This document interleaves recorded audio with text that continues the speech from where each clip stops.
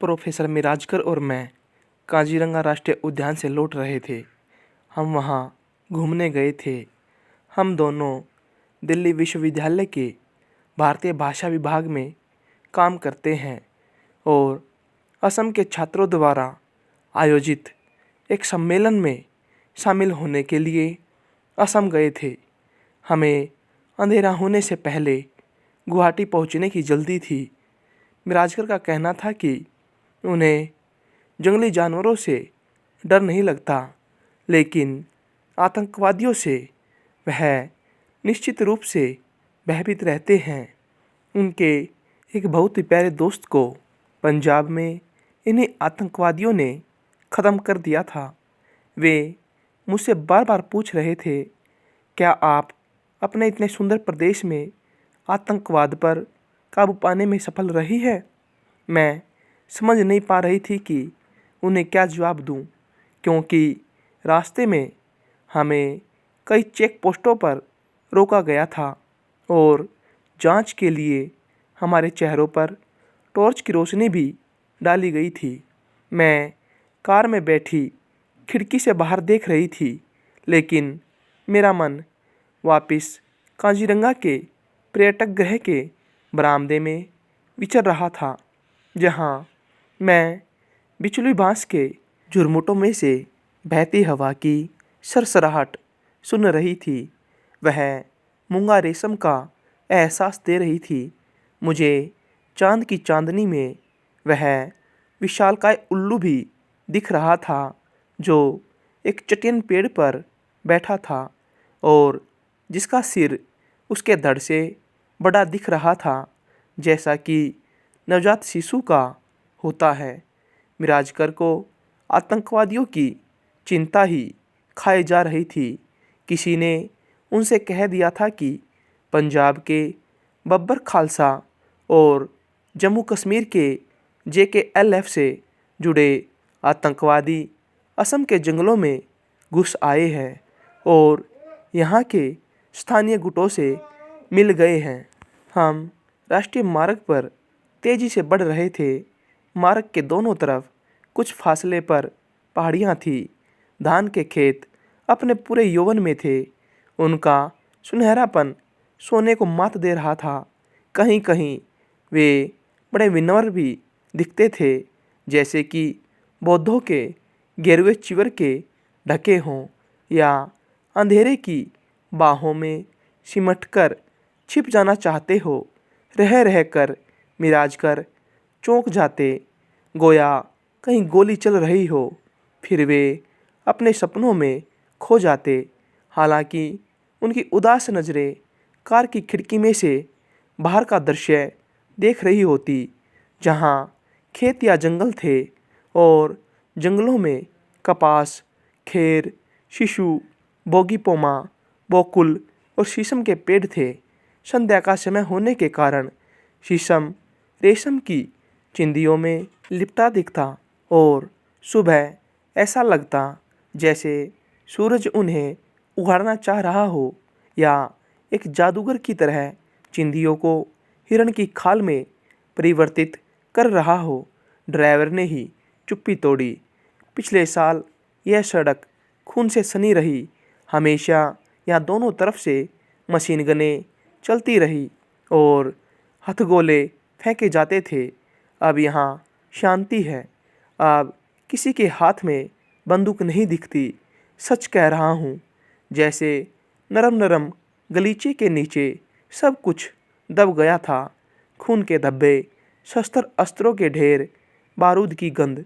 विराजकर बोले, बेशक हमें हथियार नज़र नहीं आ रहे, लेकिन काजीरंगा में वन विभाग के अधिकारी अहमद ने हमें बताया नहीं था कि पशु चोरों के पास विदेशी हथियार हैं, जिनमें 470 अमेरिकी कार्बाइन भी शामिल है। उन्होंने यह भी बताया कि कुछ तस्कर मोरी डिफू में पकड़े गए थे और 2 पशु चोरों को गोली मार दी गई। मिराजकर ने अस्त्र शस्त्रों का गहन अध्ययन किया है और अब वह प्रथम विश्व युद्ध से संबंधित किस्से सुना रहे थे। उधर हमारा ड्राइवर रमाकांत भी सीमांत क्षेत्रों में पशु चोरों के किस्से सुनाने लगा। रमाकांत पक्की उम्र का आदमी था और गंजे हो रहे अपने सिर को सूरज से बचाने के लिए नेपाली टोपी पहने हुए था। वह छोटे कद का था पर मजबूत था। उसकी गर्दन उसके कॉलर में छिपी हुई थी। घाटी के अन्य बोडो लोगों की आंखों की तरह उसकी आंखें छोटी थी। मूछ बिल्कुल पतली। बढ़िया ड्राइवर था वह। ब्रेक या क्लच तो कभी कभी ही इस्तेमाल करता था, लेकिन मेरा मन कहीं और था। मैंने गोला बारूद या आतंकवादियों पर बिल्कुल ध्यान नहीं दिया। मैं कार की खिड़की के बाहर शाय शाय की आवाज़ के साथ पीछे छूटते पेड़ों को देख रही थी। मैं वेल्लाई के शानदार पेड़ों को देख रही थी जो काई से एक तरह ढके हुए थे, जैसे लंबी पूंछ वाले बंदरों की टांगें बालों से ढकी रहती है। कई प्रकार के पेड़ थे जिनकी बेलें मूंगा रेशम को अपने में लपेटे थी। कुछ पेड़ उन आलीशान खंडरों की तरह दिख रहे थे जहाँ बड़े बड़े मकड़ी के जाले झिलमिल करते फैले रहते हैं। चारों तरफ हरियाली थी, कहीं खूब घनी, जिससे मुझे नन्ही पुथी मछली की याद हो आती। कहीं कहीं पत्ते गोल थे, जैसे कभी महारानी विक्टोरिया की छाप वाले चांदी के सिक्के हुआ करते थे। और बिरीना के पेड़ तो सफ़ेद फूलों से सराबोर हुए दिखते थे, जैसे बादल धरती से अटखेलियाँ कर रहे हों। मिराजकर अब भी खिड़की से बाहर देख रहे थे। यहाँ बंदूकों की धाएँ धाएँ नहीं, असंभव। दिल्ली के मुकाबले तो यहाँ स्वर्ग है। दिल्ली में अब कौन रह सकता है? अफ़गान और तुर्क शायरों ने जिसे सखी यमुना कहा, वह अब मात्र एक दुर्गंधयुक्त नाला बनकर रह गई है। सदर बाजार, तौबा तौबा, इतनी भीड़ जैसे युद्ध का मैदान हो। आहिस्ता आहिस्ता हमें पता भी न चला और सूरज की किरणें मंद पड़ती गई, जैसे कोई अजगर अपनी केंचली उतारकर अंधेरे में खो रहा हो। हर हर कट कट की आवाज़ करती कार वहीं रास्ते में एक झोपड़ी जैसी दुकान के सामने झटके के साथ रुकी। रमाकांत लपक कर बाहर निकला और बोनट खोल दिया। फिर उसने हमें बताया कि रेडिएटर चू रहा है और उसका सारा पानी ख़त्म हो गया है। अब कोई चारा नहीं था सिवाय इसके कि गाड़ी को मिस्त्री को दिखाया जाए। मिराजकर और मैं गाड़ी से उतर आए। वहाँ उसी तरह की कुछ और भी दुकानें थी जिनमें बहुत कम रोशनी थी। वहाँ कच्चा नारियल और चाय बिक रही थी। मिराजकर बोले, अगर गाड़ी जंगल में ख़राब हो जाती तो गजब हो जाता। देखा अभी से कितना अंधेरा हो गया है। मैंने सहमति में सिर हिला दिया। फिर रमाकांत वहीं दुकानों में मिस्त्री के बारे में पूछताछ करने लगा। अचानक थोड़ी दूर एक दुकान में से एक दुबली पतली देह बाहर निकली। वह एक पुरुष था। उसके हाथ में मिट्टी तेल वाली लालटेन थी। वह ढीला कुर्ता और धोती पहने हुए था। धोती मुश्किल से उसके घुटनों तक ही पहुंच पा रही थी। मैं यह नहीं देख पाई कि उसने पाँव में कुछ पहन रखा था या नहीं। वह कार के नज़दीक आकर रुक गया। उसके बाल लंबे थे, इसलिए उनको जूड़े की तरह बांध रखा था। जूड़ा नीचे की तरफ झूल रहा था। वह एक बूढ़ा आदमी था जो काफ़ी कमज़ोर दिख रहा था। लालटेन थोड़ी ऊंची करते हुए बोला, गाड़ी ख़राब हो गई है क्या? 7 मील दूर एक दुकान है, आपके लिए मैं किसी कार को रुकवाता हूँ। ड्राइवर उसमें बैठकर चला जाएगा और वहाँ से मिस्त्री को ले आएगा। तब तक आप मेरी दुकान में बैठिए और गरम गरम चाय का मज़ा लीजिए। पान भी मिल जाएगा। वह सड़क के बीचों बीच खड़ा होकर अपनी लालटेन को झुलाने लगा। उसके बालों का जूड़ा उसके कंधे पर सरक आया था। धीमी रोशनी में वह प्रेत सा लग रहा था। मिराजकर और मैं उसकी दुकान में घुस गए। बांस के एक डंडे पर एक और लालटेन लटक रही थी, जिसकी चिमनी टूटी हुई थी और वह बहुत गंदी भी हो रखी थी। लकड़ी की एक बेंच के नीचे एक पुराना स्टोव पड़ा हुआ था और कुछ जंग लगे डिब्बे भी पड़े थे। कच्ची दीवार पर एक कैलेंडर टंगा था, जिसमें एक श्वेतांगना का चित्र था। श्वेतांगना सिगरेट पी रही थी। हम बेंच पर बैठ गए। भीतरी कोठरी से एक बूढ़ी औरत आई, जिसके हाथ में एक लालटेन थी। आते ही अपने बूढ़े से बोली, सारा दिन ऐसे निकल गया जैसे हम समुद्र में मछलियाँ पकड़ रहे हों। एक भी व्यक्ति देखने में नहीं आया। मैंने मासूमियत से पूछा, कोई ग्राहक नहीं आया? सड़क के दोनों तरफ अब ढेर सारी दुकानें हैं।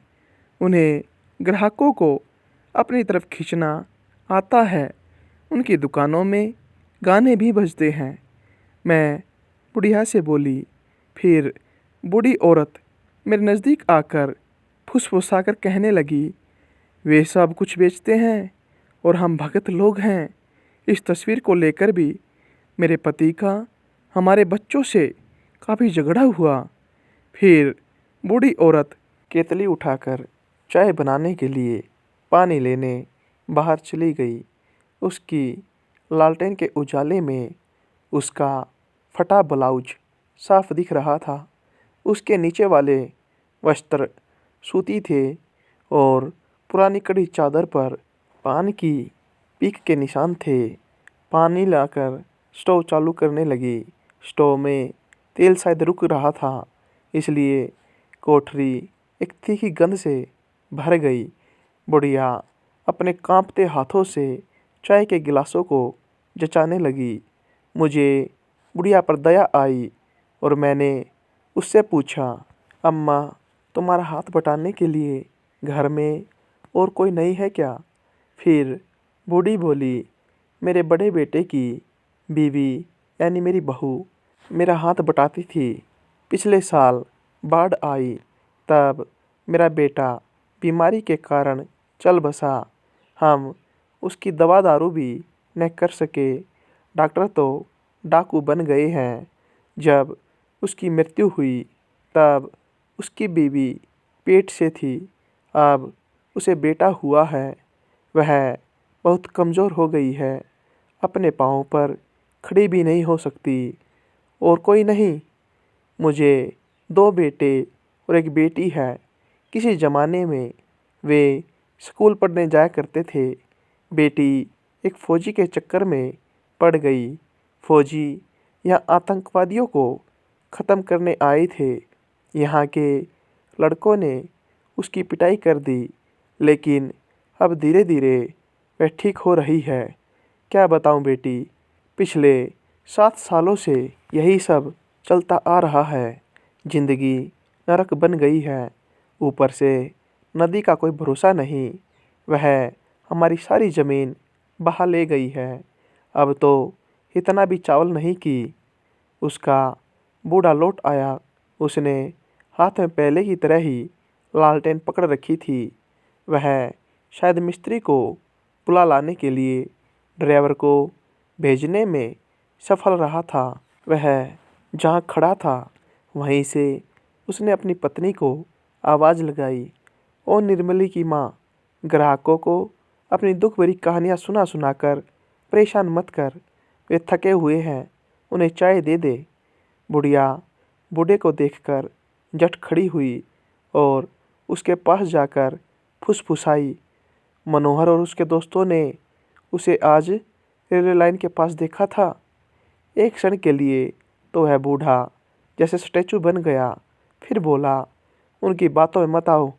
पिछली बार भी तो यही कहा था कि उसे रेलवे लाइन के पास देखा है। इनको चाय दी? ये कांजीरंगा से लौट रहे हैं, काफ़ी थके होंगे। चाय के साथ बिस्कुट भी दे दो। बिस्कुट? वो कहाँ से दूँ? सारा पैसा तो पिछले हफ्ते चीनी और चाय पत्ती लाने में लग गया। मिराजकर और मैं दोनों एक साथ ही बोल उठे, नहीं नहीं, कोई ज़रूरत नहीं बिस्कुटों की, बिना दूध की चाय भी चलेगी। बुढ़िया चाय बनाते हुए धीरे धीरे बड़बड़ा रही थी, भगवान ही जानता है मैं दुकान कैसे चलाती हूँ। पिछले 7 सालों में नदी हमारी सारी ज़मीन हड़प गई। वहाँ सड़क के किनारे बाढ़ रात वालों ने अपने तंबू लगाए थे, बस 100 रुपये देकर हमारा मुंह बंद कर दिया। फिर बूढ़ा चिल्लाया, बुढ़िया जुबान को लगाम देगी कि नहीं? बुढ़िया चुप होने के बजाय खुलकर कहने लगी, इस बूढ़ों को उनके पांव छूते शर्म आती है। सरकार ने राहत के लिए जो पैसा दिया था उसे वे खुद ही खा गए। हाय, पिछले 7 सालों में क्या कुछ नहीं हुआ हमारे साथ। और ये आदमी अपने दिमाग में पुराने फितूर पाले इधर उधर फुदकता फिरता है। अगर परिवार में कोई बड़बुरुआ यानी अहोम राज्य मंत्री हुआ भी, जिसका सिरा सोने से मड़ा रहता था और छाते का हैंडल चांदी का होता था, लेकिन अब इससे क्या लेना देना। मैं बार बार कहती रहती हूँ, लेकिन ये है कि किसी कर्मचारी से मिलता ही नहीं। इसी कारण हम पिछले 7 सालों से यातना भुगत रहे हैं। आप ही सरकार को बताइए कि हमारी क्या दुर्दशा हो रही है।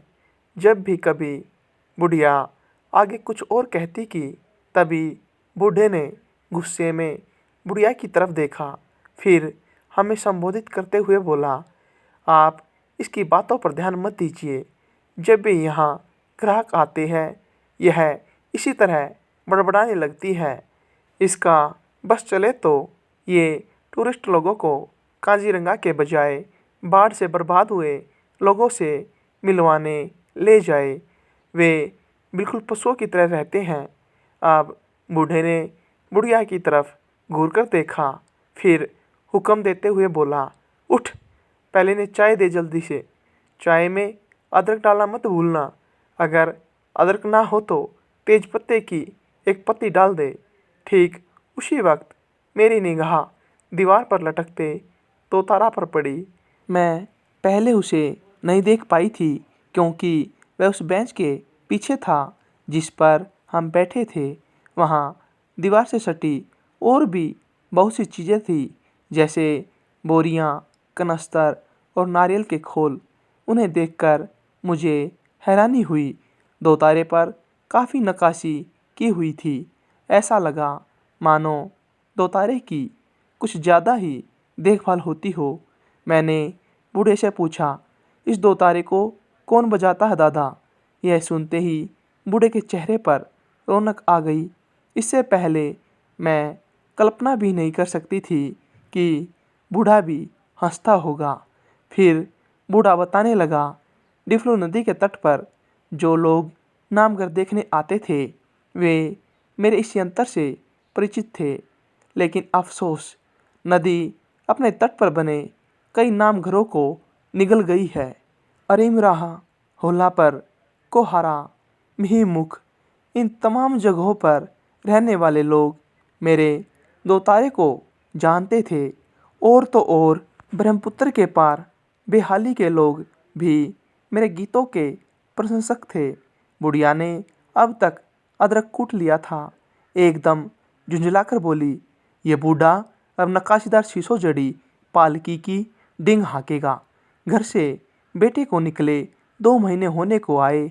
ओ भूखा या बेहाल बैठा रेल की पटरी के पास हमारा इंतजार करता होगा, पर यह बूढ़ऊ तो उसके बारे में सुनना ही नहीं चाहता। बूढ़े व्यक्ति ने गुड़की मारते हुए कहा, चुप कर, बकवास किए जा रही। 2 कप चाय बनाने को कहा था, उसे बनाने में तो 2 साल लग गए, ऊपर से बकर बकर किए जा रही है। झगड़ा देखकर मिराजकर बीच में ही अचानक बोल उठे, मैं आपका 2 तारा सुनना चाहता हूँ। बूढ़ा तो जैसे पहले से ही तैयार था, तपाक से बोला, क्यों नहीं, वैसे भी आपके मिस्त्री को आने में समय तो लगेगा ही। जो लोग यहाँ चाय पीने आते हैं मेरे गीत जरूर सुनते हैं। बुढ़िया फिर बड़बड़ाते हुए बोली, ग्राहकों की बात करते हैं, पिछले कई दिनों से यहाँ कोई ग्राहक आया भी है? गाड़ियाँ भले ही ढेरों गुजरे, मैं ग्राहकों को चाय बना कर देती हूँ, तब तक तू रेल की पटरी पर जा और उसे देख कर आ। लालटेन साथ ले जा, वरना तुम्हारा क्या पता, एक बार गप्पे हाँकने लग गए या गीत सुनाने बैठ गए तो फिर बैठे ही रहोगे। मैं तेरी ऐसी बकवासें पहले भी सुन चुका हूँ। कुछ महीने पहले इसी तरह की अफवाहें नहीं उड़ी थी क्या? उसे कुछ नहीं होगा, तू अपना काम कर। बूढ़े ने बुढ़िया के हाथों से चाय के गिलास पकड़ते हुए कहा, फिर चाय हमें पकड़ाते हुए कहा, आप अपनी चाय लीजिए और मैं गीत अभी शुरू करता हूँ। तभी अचानक एक युवती लंगड़ाती हुई सी वहाँ आ पहुँची। वह छड़ी के सहारे बड़ी मुश्किल से चल पा रही थी। उसके बाल लंबे रेशमी थे। उसे देखते ही बूढ़ा और बुढ़िया उस पर चिल्लाए, क्यों आई है अब यहाँ कुतिया? हम तुरंत समझ गए ये वही लड़की है जिसका फौजी के साथ चक्कर चला था। बुढ़िया ने पहले जिसका जिक्र किया था, जो इस इलाके में आतंकवादियों का सफाया करने आए थे। चाय वाकई बढ़िया थी। बूढ़े आदमी ने अपना दोतारा उतारा और उसकी तान साधते हुए बोला, काजीरंगा में आपको शेर देखने को मिले। लोगों का कहना है कि सन 1966 में केवल 2 ही शेर थे, अब 60 के करीब है। गैंडे पहले सिर्फ 300 थे, अब 1500 हो गए हैं और 500 के करीब हाथी भी हैं। मैंने कहा, हाँ, हमें भी रास्ते में कुछ हाथी दिखाई दिए थे। क्या वे कभी कभार यहाँ भी आ जाते हैं? ना, अब नहीं आते, क्योंकि गाड़ियाँ काफ़ी आती जाती रहती है। बाढ़ आने से पहले तो हाथी हमारे धान के खेतों में भी चले आते थे और हम सभी किसान मिलकर उन्हें भगाने में जुट जाते थे। लेकिन शेर अब भी आ जाते हैं। आपको पता है कुछ दिन पहले क्या हुआ? दिमुई गुड़िया महंत का हाथी सड़क किनारे के एक ताल के निकट एक पेड़ से बंधा हुआ था। वह बहुत ही शरीफ था। जब कभी डिफलू में नहाने जाते तो वहाँ उसे लड़के लड़कियों के साथ खेलते देखा जाता। वह एक दिन ताल के पास लेटा हुआ था कि शेर ने उस पर हमला बोल दिया और उसके पिछवाड़े से गोश्त का बहुत बड़ा टुकड़ा खींच ले गया। हम दोनों भय से चौंक उठे। हे भगवान, फिर क्या हुआ? बूढ़ा बताता रहा, हाथी तो सर्वज्ञ प्राणी है ना। आपको हमारे यहाँ की मुआमारिया क्रांति के बारे में तो पता ही होगा। जब वैष्णव ने अहोम राजाओं के खिलाफ युद्ध किया था, वो युद्ध एक हाथी के कारण ही हुआ था। हाथी के कारण? वो कैसे? हाँ, एक दुबला पतला डगमगाता सा हाथी। यह राजा लक्ष्मण सिंह के ज़माने की बात है। राजा को बुढ़ापे में राजगद्दी मिली थी। अपने मंत्री कीर्तिनाथ बड़बरुआ से उसकी खूब पटती थी। इत्तेफाक से अहोम राजाओं में लक्ष्मीनाथ और गौरीनाथ बहुत ही बदसूरत थे, पूरे अफिमची थे, इसलिए अपनी आंखें मुश्किल से ही खुली रख पाते थे। गौरीनाथ की आंख एक मछुआरिन पर थी। मछुआरिन डिफलू के किनारे ही रहा करती थी। गौरीनाथ अपनी पालकी में वहाँ जाता और घंटों वहाँ उसके घर के बाहर इंतज़ार करता रहता, जबकि मछुआरिन। मैंने पूछा, उस हाथी वाली बात का क्या हुआ? ये मछुआरिन बीच में कहाँ से आ गई? हाँ, तो कीर्तिनाथ बड़बरुआ की मुआमारिया के महंत से लगती थी। कानून यह कहता था कि महंतों को हर साल राजदरबार में हाथी भेंट करने चाहिए। एक बार इन महंतों ने बड़बरुआ को एक बीमार हाथी भेंट में दे दिया।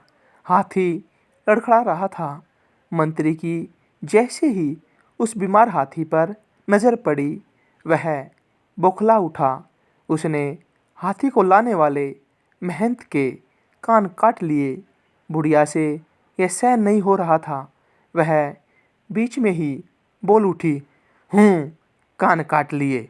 और बूढ़े भगवान के लिए अपनी लालटेन उठा और जाकर उसे देख, कहीं वह बेचारा फौजियों की गोलियों से घायल न पड़ा हो। बूढ़े ने बुढ़िया की बात अनसुनी करते हुए अपनी बात चालू रखी।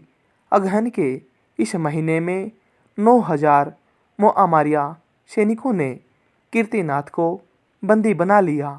जब वह रंगपुर जा रहा था, यह सब उस हाथी के कारण ही तो हुआ। उस बीमार हाथी के कारण हम दोनों वहाँ बैठे चाय सुड़कते रहे और बूढ़े की बातें सुनते रहे। रमाकांत थोड़ी देर के लिए आया और अपनी चाय पीकर वापस चला गया। जाते जाते कहता गया, काम लंबा है, 1.5 घंटा तो लगेगा ही। मिस्त्री रेडिएटर को अपनी वर्कशॉप पर लेकर गया है। बुढ़िया मेरे नज़दीक आकर धीरे से विनीत भाव से बोली, बेटी आज ग्राहक बहुत कम आए हैं, एक एक कप चाय और ले लो। अभी मेरे पास चीनी चाय पत्ती बची है। हमने चाय के 2 प्यालों के लिए और कह दिया। इस बीच वह बूढ़ा अपने 2 तारे के तार कसता रहा। फिर बोला, मैं बड़ी मुश्किल से इसे बाढ़ से बचा पाया। अब इस इलाके में ऐसा व्यक्ति कोई नहीं है जो इस तरह का 2 तारा बना सके। बुढ़िया ने एक बार फिर कहा, ग्राहकों का ख्याल मैं रखती हूँ, तू लालटेन ले जाकर रेलवे पटरी पर उसे देख, क्या पता। बूढ़े आदमी ने अब जवाब देना ही पड़ा, मेरी आंखें अब काम नहीं करती और यह औरत चाहती है कि मैं उसे अंधेरे में ढूंढूं। पिछले दिन की बात है, मैं उसे देखने गया, गिर गया।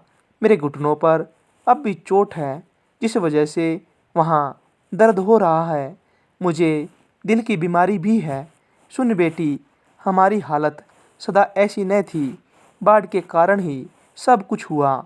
हमारी मजबूरी थी कि हमें इस सड़क के किनारे शरण लेनी पड़ी और अब हम दिन रात ग्राहकों का इंतज़ार करते हैं। हम भी कभी इज्जतदार लोग थे। हमारे 2 खेत थे जो धानों से भरे रहते थे। कोई भी मेहमान आता तो उसकी मेहमान नवाजी सुगंधित चावल और काई मछली से होती थी। हम बड़बरुआ परिवार से हैं। इस परिवार को यह अधिकार था कि वह दंड स्वरूप अपराधियों के घुटने तोड़ दे, लेकिन मेरे पिता दयालु व्यक्ति थे। यदि दिन का समय होता तो मैं आपको अपने घर ले चलता और आपको वे सब चीज़ें दिखाता जिनसे हमारी प्रतिष्ठा झलकती थी। एक खास तरह की टोपी जो किसी तरह बची रही, चांदी का एक बर्तन है, छाता है, सज धज वाला पलंग है और चांदी का सरोता है। लेकिन हमारे धान के खेत जो मुझे जान से भी ज़्यादा प्यारे थे, जो सोना उगलते थे, अब नहीं रहे। बुढ़िया गुस्से से तमतमा उठी, पुरानी कब्रें खोदते रहना, मैंने कहा था उसे देखकर आ जा। वह कहीं मर मुर तो नहीं गया। मैं खुद रेलवे लाइन जाकर उसे ढूंढती हूँ। चुप रह बेवकूफ़, कितनी बार हम सुन चुके हैं कि वो लौट आया है, पर हुआ क्या? वो कहाँ आया? मैं तो उसका चेहरा देखने को तरस गया हूँ। आज ये 2 भले लोग आए हैं, मुझे इनकी सेवा करने दो। इन्हें थोड़ा आराम भी मिलना चाहिए। बूढ़े व्यक्ति ने अब एक गीत गाना शुरू कर दिया। वह पद्मप्रिया वैष्णवी द्वारा रचित था। यह संसार किसी काम का नहीं, पानी के बुलबुले की तरह है जो कमल के पत्तों पर गिरते हैं। प्रारब्ध किसी का पीछा नहीं छोड़ता, वह सबको राख का ढेर बना देता है। यह जीवन, यह जवानी सब सपने के समान है जो बीत जाएगा। मुझे उसकी आंखों के नीचे आड़ी तिरछी रेखाएं साफ नजर आ रही थी। उसके कुछ दांत गिर चुके थे, गाल धंसे हुए, जिस कारण उसकी नाक ज़्यादा लंबी नजर आ रही थी। वह बिना रुके गाए जा रहा था। गीतों का कहीं अंत ही न था। पद्म प्रिया की रचना के बाद उसने कुछ दूसरे वैष्णव संतों के गीत गाए। मुझे लगा जैसे मैं डिफलू के किनारे बैठ पानी से अटखेलियाँ करती चांद को देख रही हूँ। लगभग 1 घंटे तक गाने का यह कार्यक्रम चलता रहा। बीच बीच में बुढ़िया बड़बड़ा उठती। उसकी एक ही रट थी। गांव वाले घर बताने आए कि उसे रेलवे पटरी के पास देखा है। सेना के लोग चाहे उसे गोलियों से छलनी कर दे, इस पर कोई असर नहीं पड़ेगा। यह सुनकर बूढ़े व्यक्ति ने एकदम गाना बंद कर दिया। मिराजकर ने जल्दी से अपने कोट की जेब से कुछ पैसे निकाले और उन्हें उसके सामने पड़ी सुपारी वाली थाली में रख दिया। बूढ़े व्यक्ति ने थोड़ा जोर लगाकर कहा, अरे ओ निर्मली की माँ, इसमें से चाय के पैसे काट ले और बाकी इन्हें वापस कर दे। फिर बूढ़ा मिराजकर की तरफ मुड़कर बोला, आपने इतने पैसे क्यों रखे हुजूर? मेरे गीत तो संतों के गीतों की गूंज भर है। अगर उनका कोई दाम चुकाए तो मुझे तकलीफ़ होती है। कोई मेरी भावना नहीं समझता, कोई नहीं। बुढ़िया पैसों को दूर से घूरे जा रही थी। उसने पैसों को छुआ तक नहीं, ना ही वह मुंह से कुछ बोली। इतनी देर में हमें बाहर एक ज़बरदस्त धमाका सुनाई पड़ा, जैसे कि बम फटा हो। हमें लगा जैसे हम उठाकर ज़मीन पर पटक दिए हों। नज़दीक के पेड़ की आड़ लेते हुए एक व्यक्ति उस दुकान में हमारे सामने आ खड़ा हुआ। सब कुछ ही पलों में अचानक हुआ, जिससे मेरा गला सूख गया। वह एक जवान लड़का था। उसके गाल पर एक गहरा घाव था, आँख से लेकर होंठ तक। वहाँ शायद गोली लगी थी या तेज चाकू का निशान था, जिससे खून रिस रहा था। उसके होंठों के नीचे का मांस अलग हुआ दिखता था। लालटेन की कंपकपाती रोशनी में उसके दांत साफ झलक रहे थे। मैं डर के कारण उस बुढ़िया के नज़दीक हो गई। उसका हाथ अपने हाथ में लेकर कसकर पकड़ लिया। बुढ़िया और मैं दोनों कांप रही थी। लड़का काली जींस और खाकी जैकेट पहने था। उसके हाथ में शायद रिवॉल्वर थी। वहाँ अंधेरा था, लेकिन रिवॉल्वर का मुंह दिख रहा था। बुढ़िया ने पागलों की तरह चिल्लाना शुरू कर दिया, अरे मेरे बेटे, मैंने तो तेरे बाप को 100 बार कहा कि जा उसे देख, वह रेल की पटरी के पास होगा। आ बेटे आ, क्या हुआ तुझे? इस तरह खून क्यों बह रहा है? बुढ़िया का शरीर बुरी तरह कांप रहा था और वह सिसक रही थी। लड़के की नज़र अचानक उस लड़की यानी अपनी बहन पर पड़ी, जो कोने में बैठी भय के मारे कांप रही थी। वह गोली की तरह उस पर टूट पड़ा।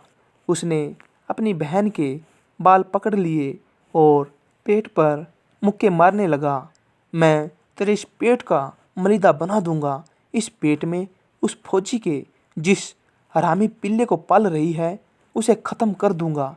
अरे गंदी कुतिया, एक भारतीय सिपाही से प्रेम रचाती है, थू है तुझ पर।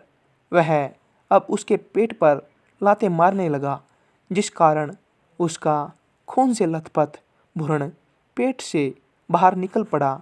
अरे कमीन के बीच, क्या उसे मार ही डालेगा? बूढ़े बुढ़िया ने उससे उस लड़की को छुड़ाने की कोशिश की।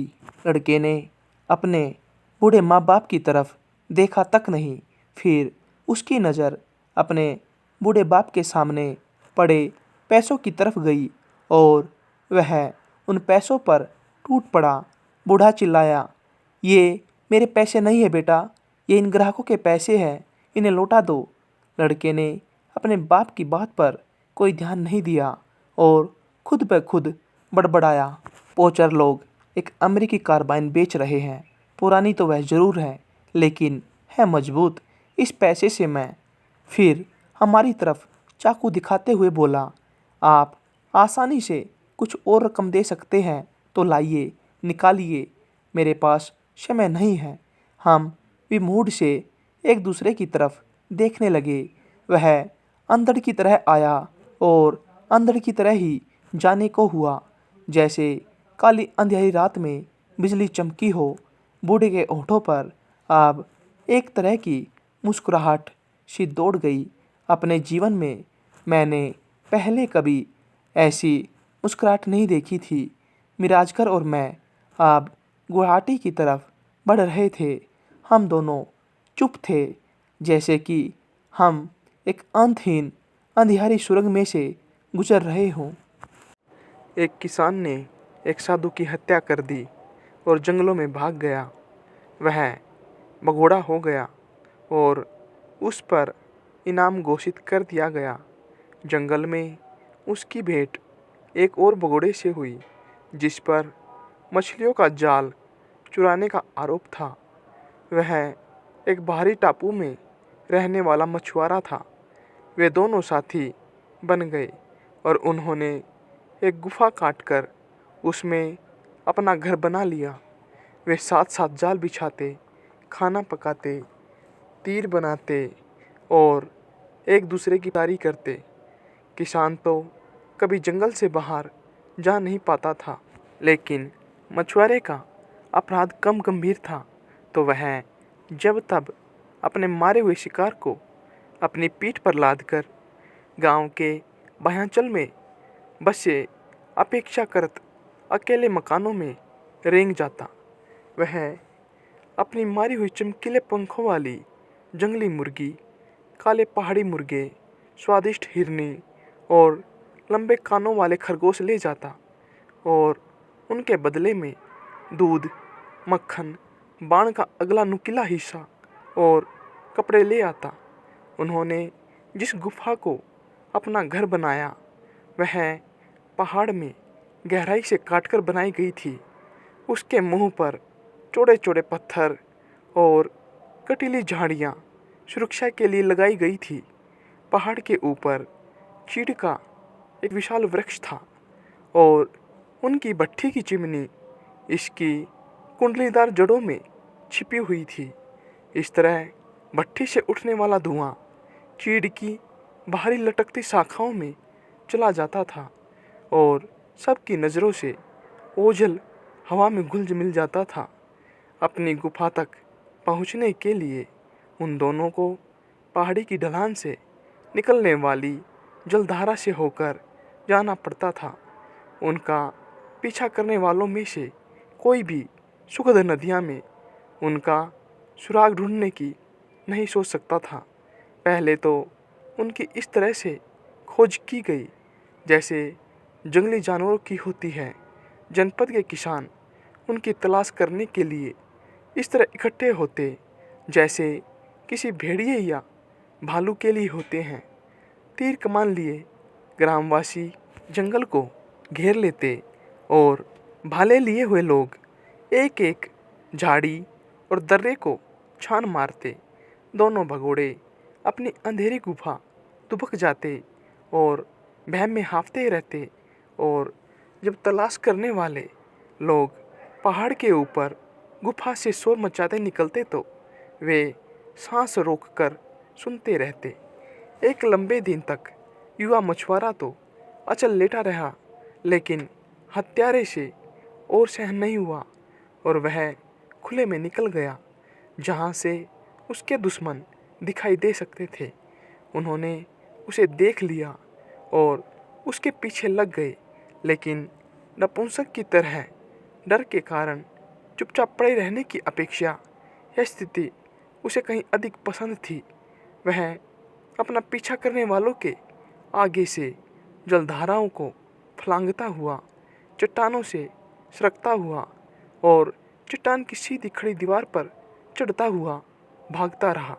खतरे ने तमाम उसकी अद्भुत शक्ति और कौशल को एड़ लगाकर उसमें ऊर्जा जगा दी। उसका शरीर इस्पात की कमानी सा लचीला हो गया। उसके पाँव दृढ़ता से जमने लगे। उसके हाथों की पकड़ अचूक हो गई और उसकी आँख और कान दुगने तेज हो गए। वह पेड़ पत्तों में होने वाली हर एक सरसराहट को जान जाता था। वह किसी उल्टे हुए पत्थर में छिपी चेतावनी को समझ जाता था। जब वह किसी चट्टान के ऊपर चढ़ जाता तो रुककर नीचे अपना पीछा करने वालों को देखता और ज़ोर-ज़ोर से नफ़रत के गाने गाकर उनका स्वागत करता। जब उनके भाले उसके सिर के ऊपर हवा में गाना गाते तो वह उन्हें पकड़कर वापस फेंक देता। जब वह उलझी हुई झाड़ियों से होकर अपना रास्ता बनाता तो लगता जैसे उसके अंदर कोई आनंद का जंगली गीत गा रहा है। एक भयंकर नंगा पर्वत शिखर जंगल के पूरे विस्तार में फैला हुआ था और इसकी चोटी पर एक लंबा चीड़ का वृक्ष एकदम अकेला खड़ा था। उसका लाल कत्थई तना नंगा था और सबसे ऊपर घनी शाखाओं पर एक बाज का घोंसला मंथर हवा में झूलता था। भगोड़ा इतना निडर हो गया था कि एक अन्य दिन जब उसका पीछा करने वाले नीचे जंगल की ढलानों में उसकी तलाश कर रहे थे तो वह घोंसले तक जा पहुंचा। वह वहां बैठ गया और बाज के बच्चों की गर्दन मरोड़ने लगा, जबकि उसे ढूंढने वाले उससे बहुत नीचे हो हल्ला करते रहे। बड़े बाज गुस्से में चीखते हुए उसके आसपास मंडराते रहे। वे उसके चेहरे के पास से झपटते हुए निकलते, अपनी चोंच से उसकी आंखों पर प्रहार करते, अपने दमदार पंखों को उसके ऊपर फड़फड़ाते और उन्होंने मौसम के थपेड़े खाकर कठोर हो गई उसकी चमड़ी पर पंजे मार मार कर बड़ी बड़ी खरोंचें भी बना दी। वह हंस हंस कर उनसे जूझता रहा। वह झूलते हुए घोंसले में खड़ा होकर उन परिंदों पर छुरे से वार करता रहा और लड़ाई के आनंद में वह खतरे और अपना पीछा किए जाने की सोच को बिल्कुल ही भूल गया। जब उसे फिर इसकी याद आई और वह अपने दुश्मनों को देखने के लिए मुड़ा तो उसे खोजने वाली टोली दूसरी दिशा में जा चुकी थी। पीछा करने वालों में से एक के भी दिमाग में यह बात नहीं आई थी कि अपनी आंखें उठाकर बादलों की तरफ देख ले, जहां उनका शिकार लटका हुआ स्कूली बच्चों जैसी लापरवाही की हरकतें कर रहा था, जबकि उसकी अपनी जिंदगी अधर में लटकी थी। लेकिन जब उसने यह देखा कि वह सुरक्षित था तो वह सिर से पांव तक कांप गया। उसने कांपते हाथों से कोई सहारा पकड़ा। वह जिस ऊंचाई तक चढ़ आया था वहां से उसने चकराकर नीचे देखा। गिरने के भय से करराते हुए परिंदों से भयभीत, देखे जाने की संभावना से भयभीत, हर एक चीज़ और किसी भी चीज़ के आतंक से कमज़ोर वह पेड़ के तने से वापस सरक कर नीचे आ गया। ज़मीन पर आकर वह चित पड़ गया और छुट्टा पत्थरों पर रेंगता हुआ झाड़ी तक पहुंचा। वहां वह छोटे चीड़ के वृक्षों की उलझी शाखाओं के बीच छिप गया तथा कमज़ोर और असहाय होकर मुलायम काई में गिर गया। उस समय एक अकेला आदमी भी उसे पकड़ सकता था। तोड़ नाम था उस मछुआरे का। वह केवल 16 साल का था, लेकिन मजबूत और बहादुर था। जंगलों में रहते हुए अब पूरा 1 साल हो चुका था। उस मछुआरे तोड़ को किसान का नाम बेरग था और लोग उसे दैत्य कहा करते थे। वह सुंदर और सुडौल था और समूचे प्रदेश में उससे लंबा और मजबूत आदमी कोई और नहीं था। उसके कंधे चौड़े थे, लेकिन वह छरहरा ही था। उसके हाथ कोमल थे, मानो उसने कभी कोई मेहनत का काम ही नहीं किया हो। उसके बाल भूरे थे और चेहरे की रंगत हल्की थी। जब वह जंगल में कुछ समय तक रह लिया तो उसकी आकृति में मजबूती के चिन्ह ऐसे बन गए कि लोग रोब खा जाएं। उसके माथे की बड़ी बड़ी मांसपेशियों की शिकनों में भरी घनी बाहों के नीचे उसकी आंखें पैनी हो गई। उसके होंठ पहले से कहीं अधिक दृढ़ हो गए। चेहरा भी म्लान हो गया। कनपटी के गड्ढे गहरे हो गए और उसके गालों की मजबूती से उभरी हड्डियां सामान्य हो गई। उसके शरीर के तमाम कोमल उभार गायब हो गए, लेकिन मांसपेशियां इस्पात सी मजबूत हो गई। उसके बाल तेजी से सफ़ेद होते गए। तोड़ने इतने शानदार और इतने ताकतवर आदमी को पहले कभी नहीं देखा था। उसकी कल्पना में उसका यह साथी जंगल सा मजबूत और हरहराती समुद्री लहरों सा मजबूत था। वह विनीत होकर उसकी सेवा करता था, जैसे वह किसी मालिक की करता। वह उसे किसी देवता की तरह श्रद्धा देता। यह अत्यंत स्वाभाविक ही लगता था कि टोड शिकारी भाला लेकर चले, शिकार को घर खींचकर लाए, पानी भरे और आग जलाए। दैत्य बेरग इन सभी सेवाओं को स्वीकार करता था, लेकिन उसने लड़के से कभी दोस्ती के दो शब्द नहीं बोले थे। वह उसे तिरस्कार से देखता और उसे एक मामूली चोर मानता था। ये भगोड़े अपराधी लूटपाट नहीं करते थे, बल्कि अपना पेट पालने के लिए जानवरों और मछली के शिकार पर निर्भर रहते थे। अगर बेरग ने एक धार्मिक व्यक्ति को नहीं मारा होता, तो किसान लोग जल्दी ही उनकी तलाश करने से थक जाते और उन्हें पहाड़ों में उनके हाल पर ही छोड़ देते। लेकिन अब उन्हें डर था कि अगर ईश्वर के दास को घात करने वाले व्यक्ति को उन्होंने बिना दंड दिए छोड़ दिया तो उनके गांव पर भारी विपत्ति आएगी। जब तोड़ शिकार मारकर उसे नीचे घाटी में ले जाता, तो वे प्रस्ताव रखते कि अगर वह उन्हें दैत्य की गुफा तक ले जाए ताकि वे उसे सोते में पकड़ सके, तो वे उसे पैसा भी देंगे और उसके अपने अपराध को क्षमा भी कर देंगे। लेकिन वह लड़का इसके लिए मना कर देता और अगर वे उसके पीछे पीछे हो भी लेते तो वह उन्हें तब तक भटकाता रहता जब तक वे उसका पीछा नहीं छोड़ देते थे। एक बार बेरग ने उससे पूछा कि क्या कभी किसानों ने उसे इस बात के लिए उकसाया था कि वह उसे उनके हाथों में सौंप दे। जब तोड़ ने उसे बताया कि किसानों ने उसे इस काम के लिए कितना इनाम देने का वायदा किया था, तो उसने उसका उपहास उड़ाते हुए कहा था कि उसने ऐसे प्रस्ताव ठुकराकर मूर्खता की थी। तोड़ ने उसकी ओर आंखों में ऐसा भाव लाकर देखा जिसे दैत्य बेरग ने पहले कभी नहीं देखा था।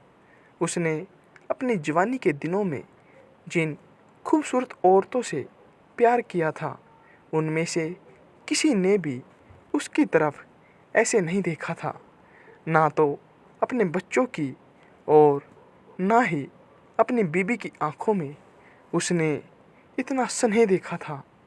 तुम मेरे परमेश्वर हो, वह शासक हो जिसे मैंने अपनी इच्छा से चुना है।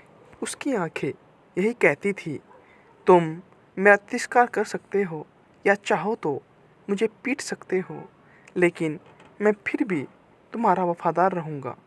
इसके बाद बेरग लड़के पर और ध्यान देने लगा और उसने देखा कि उसके कारनामों में तो बहादुरी थी, लेकिन बोलने में संकोच था। मौत का उसे कोई भय नहीं दिखता था।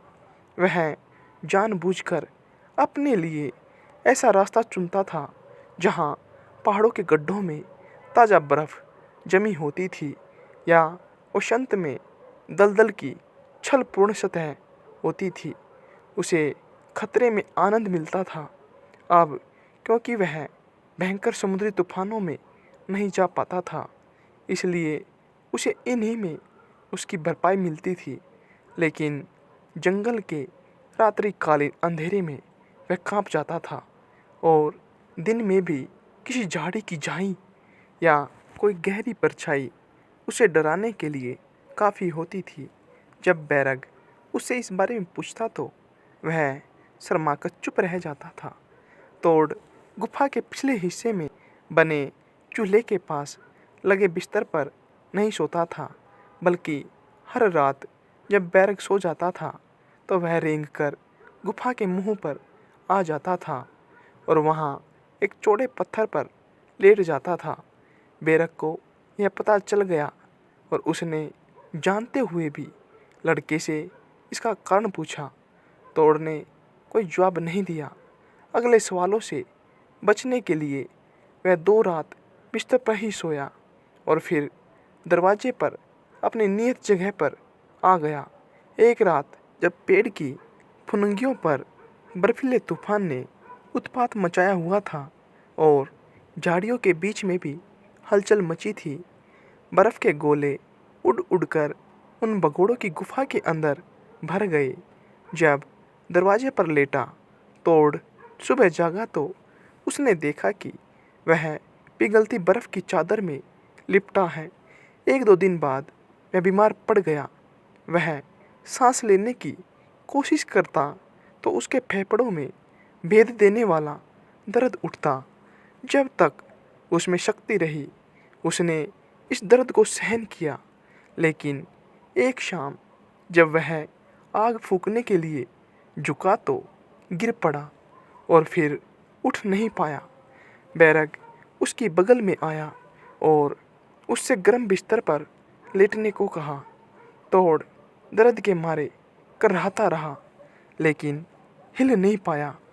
बैरग उसे अपनी बाहों में उठाकर बिस्तर पर लाया। ऐसा करते समय उसे ऐसा लग रहा था मानो वह किसी लिजलिजे सांप को छू रहा हो। उसके मुंह का स्वाद ऐसा हो रहा था मानो उसने अशुद्ध मांस खा लिया हो। इतना अरुचिकर था उसके लिए इस साधारण चोर के शरीर को छूना। बैरग ने बीमार लड़के पर भालू की खाल का बना अपना कंबल डाल दिया और उसे पानी पिलाया।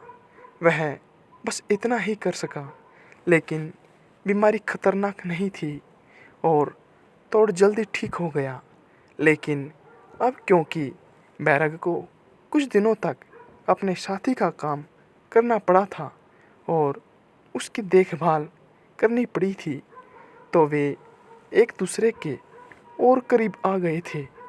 जब वे दोनों आग के पास साथ साथ बैठे अपने तीर बनाते होते तो तोड़ कभी कभी उससे बोलने का साहस कर लेता था।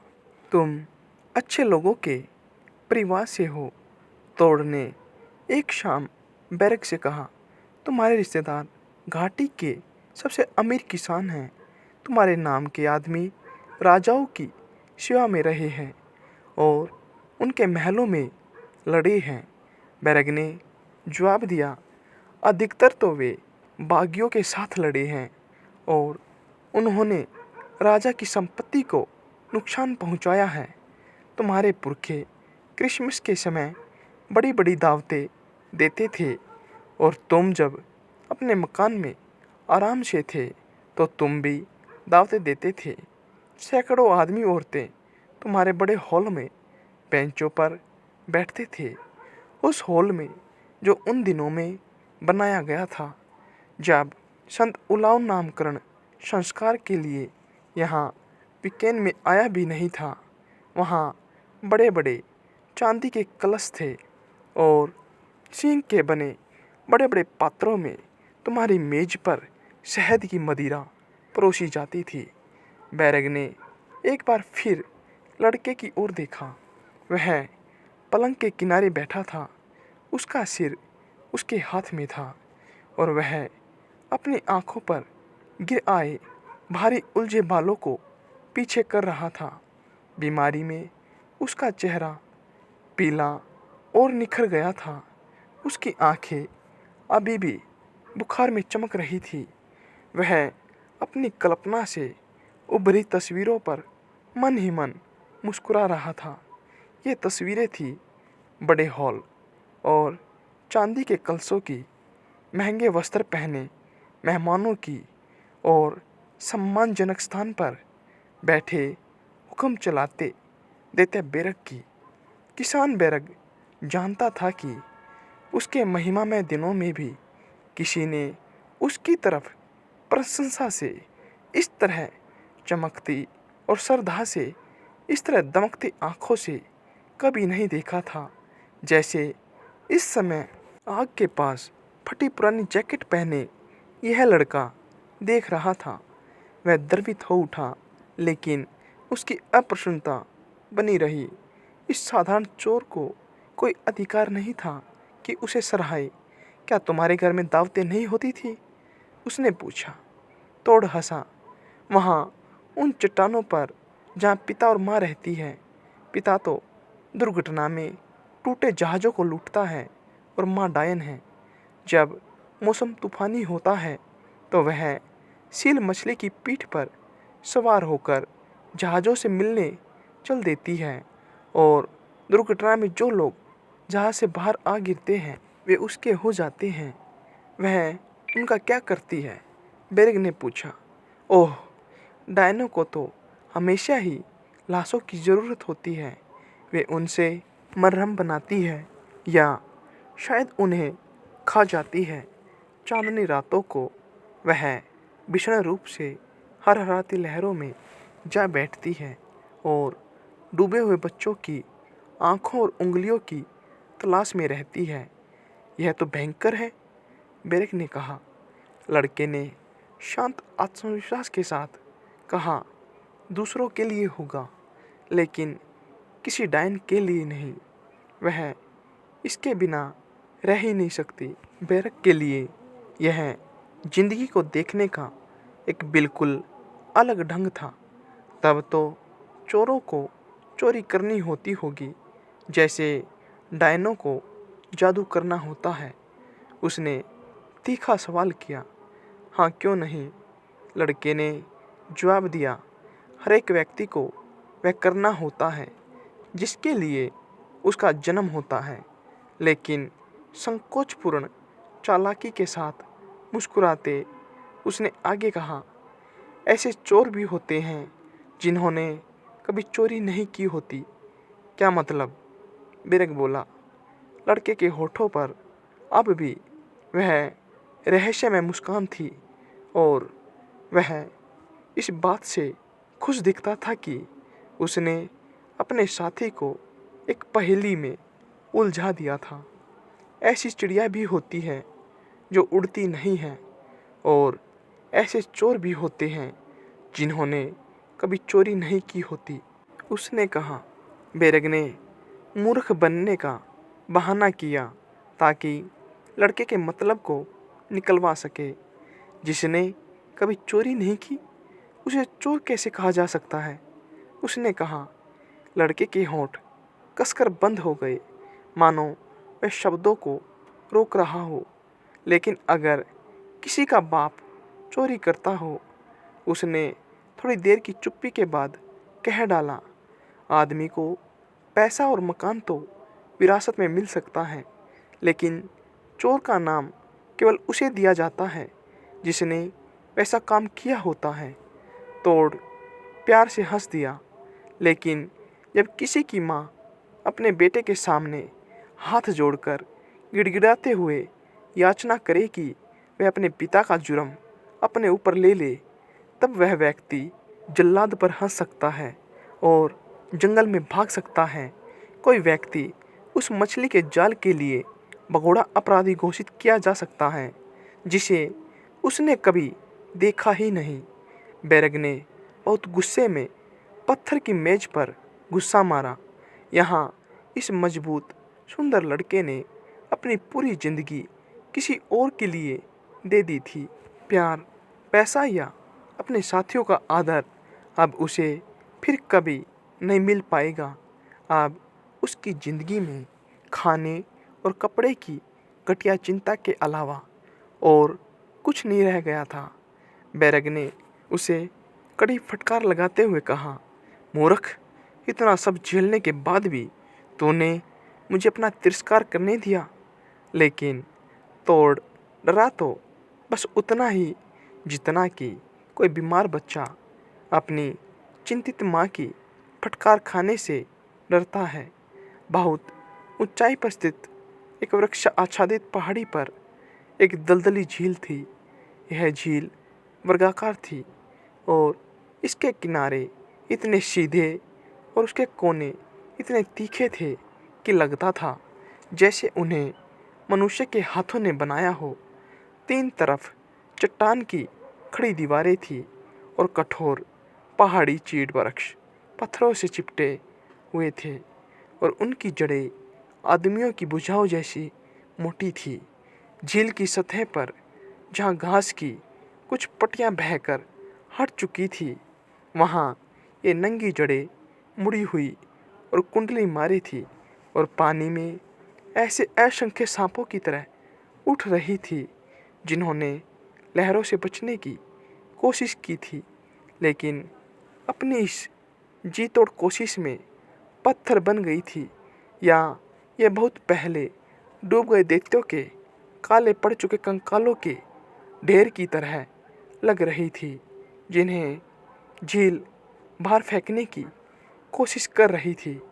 उनकी भुजाएं और टांगें बुरी तरह से ऐंठ गई थी। लंबी उंगलियां चट्टानों में गहरे बैठ गई थी और मजबूत पसलियां ऐसी मेहराबें बन गई थी जिन पर प्राचीन वृक्ष सधे हुए थे।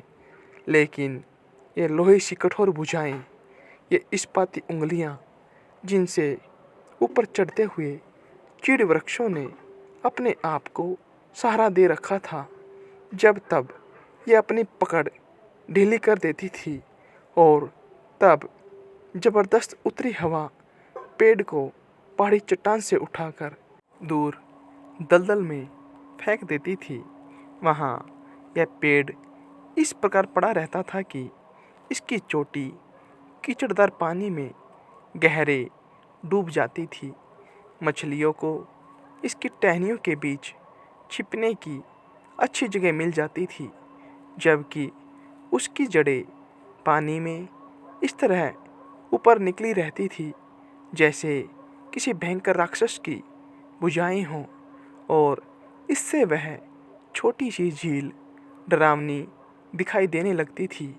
पहाड़ उस छोटी झील की चौथी तरफ ढलान बनाए था। यहाँ एक छोटी सी नदी उफन रही थी, लेकिन अपना रास्ता बनाने से पहले यह जलधारा चट्टानों और टीलों के बीच मुड़ती और बल खाती थी, जिससे ढेर सारे टापू बन गए थे। इनमें से कुछ तो पांव धरने की जगह बिल्कुल नहीं बन पाए थे, जबकि दूसरे टापुओं की पीठ पर 20-20 पेड़ तक लदे हुए थे। यहाँ जहाँ पर चट्टानें इतनी ऊंची नहीं थी कि धूप को आने से रोक सके, हल्के किस्म के हरे पेड़ उग सकते थे। यहाँ कोमल दूसर रहित अलाडर वृक्ष थे और थे चिकनी पत्तियों वाले सरपत। यहाँ ब्रज थे, जैसे कि वे हर उस जगह पर होते हैं जहाँ पर सदाबहार को रोकने का अवसर होता है, और वहाँ पर पहाड़ी देवदारू और अल्डर की झाड़ियाँ थी, और ये उस जगह को सौंदर्य और स्वाद सौंपते थे। झील के प्रवेश बिंदु पर आदमी के सिर के बराबर ऊंचे नरकटों का एक जंगल था, जिससे होकर धूप पानी पर उतनी ही हरी पड़ती थी जितनी कि यह असली जंगल में काई पर पड़ती है। सरकंडों के बीच छोटी छोटी साफ जगह थी। ये छोटे छोटे गोल पोखर थे जहाँ कमल सोए रहते थे। लंबे लंबे नरकट इन संवेदनशील सुंदर पुष्पों को प्यार भरी गंभीरता के साथ देखते रहते थे। और जैसे ही सूरज अपनी किरणों को समेटता था, कमल के ये पुष्प अपनी सफ़ेद पत्तियों और अपने पीले अंतस्थल को अत्यंत तीव्रता से अपने बाहरी कड़े खोल में बंद कर लेते थे। एक धूप वाले दिन वे दोनों भगोड़े इन छोटे पोखरों में से एक पर मछली मारने आए। वे सरकंडों से रास्ता बनाते हुए दो बड़े पत्थरों पर आए और वहां बैठकर उन्होंने उन बड़ी हरी चमकदार पाइक मछलियों को पकड़ने के लिए चारा डाल दिया, जो पानी की सतह के ठीक नीचे सोती थी।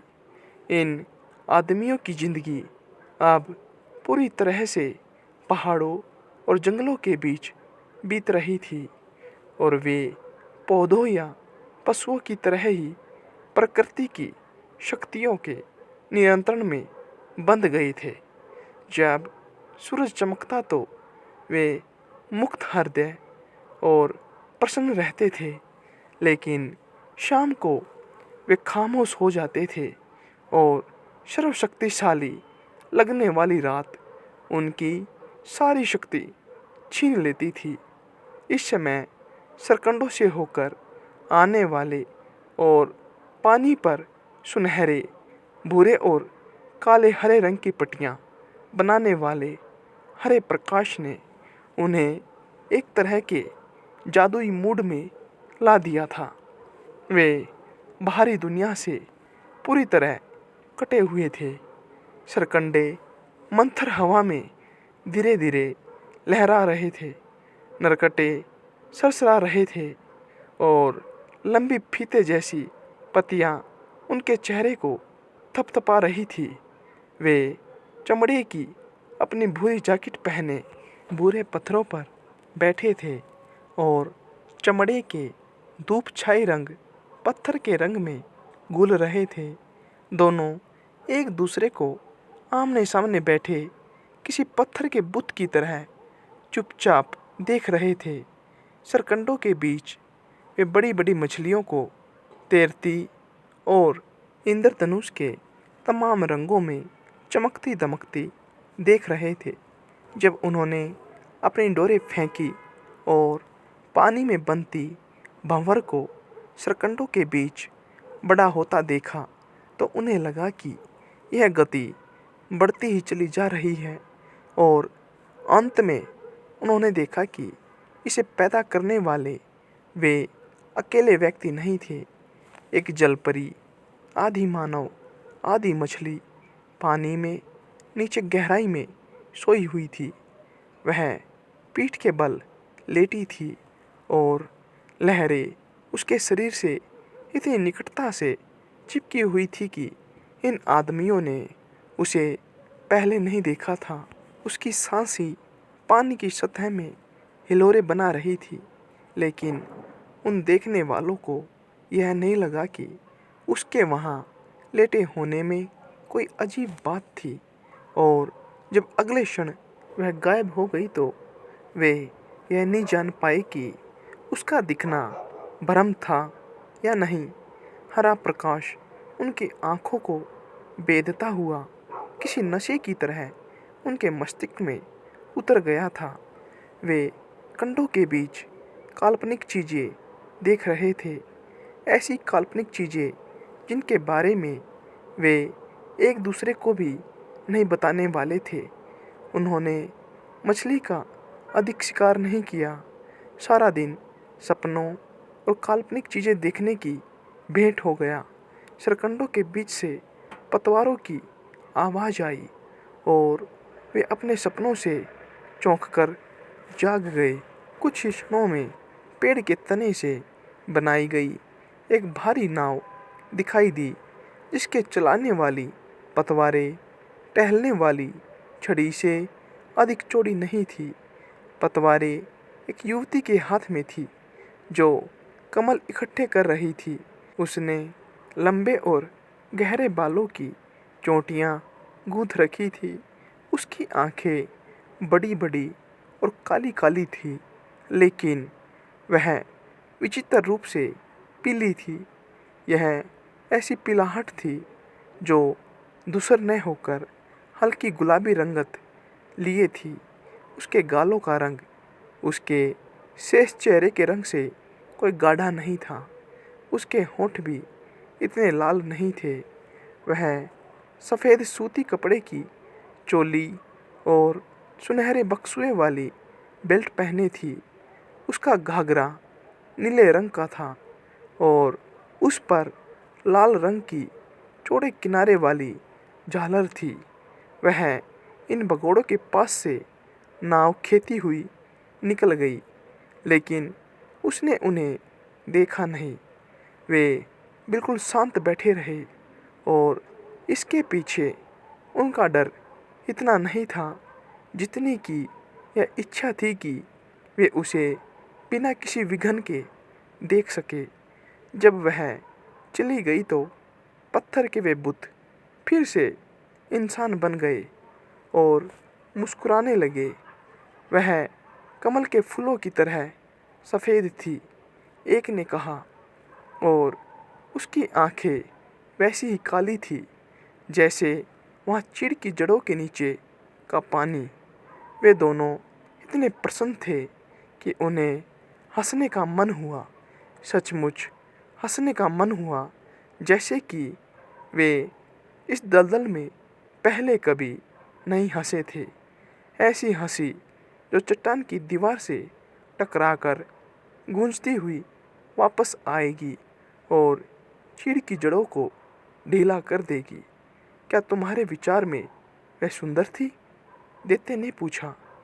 मुझे नहीं पता। वह इतनी जल्दी से निकल गई। शायद वह सुंदर थी। शायद तुम उसे देखने का साहस नहीं कर पाए। क्या तुम सोचते हो कि वह जलपरी थी? और एक बार फिर उन्हें हंसने की विचित्र इच्छा हुई। बचपन में तोड़ ने एक बार एक डूबे हुए आदमी को देखा था।